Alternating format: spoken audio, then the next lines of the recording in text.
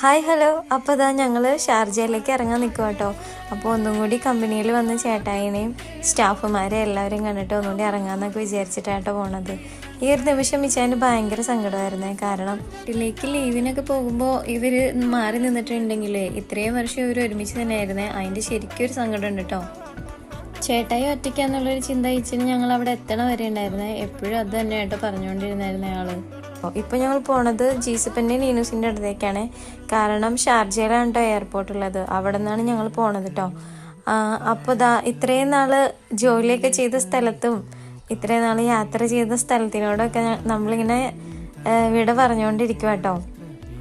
എന്തായാലും ഇൻഷാ അല്ലാ ഇനിയും വരാൻ പറ്റട്ടെ എന്ന പ്രാർത്ഥനയോട് കൂടി ഞങ്ങളങ്ങനെ ഷാർജയിലേക്ക് എത്തിയേക്കുവാണ്. ഇനി ഇവിടെയും കൂടി കുറച്ച് പർച്ചേസിംഗ് ഒക്കെ ഉണ്ട് കേട്ടോ. എന്നിട്ടാണ് നമ്മൾ പോകാനിരിക്കണേ കേട്ടോ. അപ്പോൾ എല്ലാവർക്കും ഓക്കെ ബൈ. പ്രാർത്ഥനയിൽ എന്നും ഓർക്കണം.